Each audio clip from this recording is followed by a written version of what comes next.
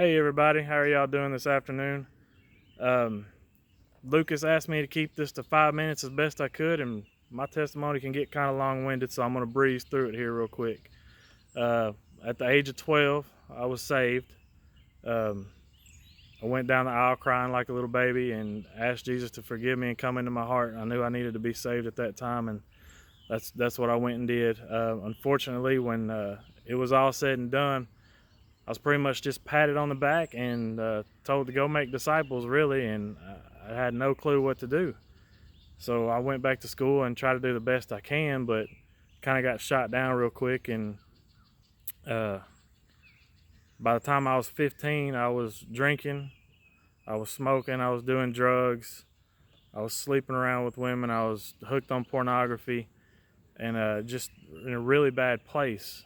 Um, a lot of it I did in the, closet, so to speak. Not a whole lot of people knew. Some did, a whole lot didn't. But when I went to college, my second year, I met Michelle, and that's kind of when my life started coming back together and kind of focusing on some things. I still wasn't doing things right. I was still drinking a lot. I was still, you know, being promiscuous and not doing the things I should. But I started being better. I started being a better person.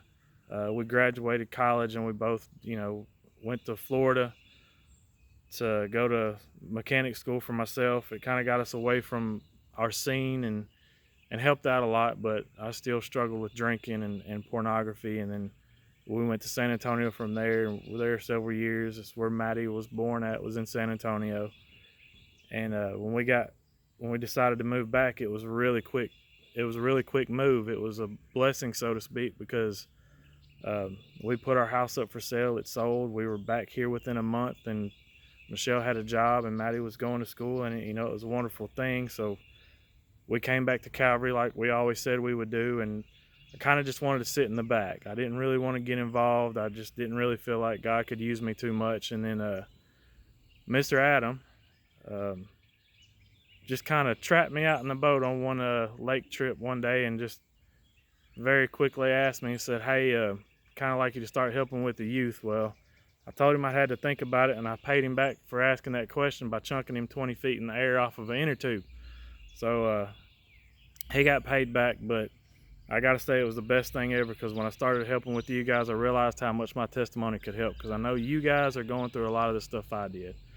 I want to let you know that Satan's going to find that one thing that he can hold on you, and for some of you it may be pornography, for some of you it may be drugs, for some of you it may be smoking, uh, for some of you it may be sleeping around, for some of you it may be your faith.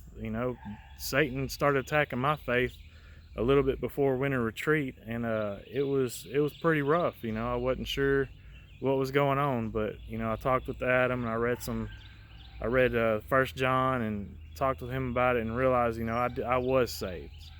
So you guys have a wonderful support group at Calvary. I want you to realize that myself and all the other small group leaders, we love y'all very much.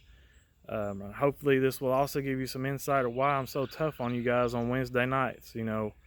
I love to joke and have fun and laugh and run around and kid with each other. You guys can see behind me, I got my four-wheeler and my mule loaded up, and they're all muddy from a good weekend trip that I went out on with Mr. Adam and his family. I took them out. It was a blast. But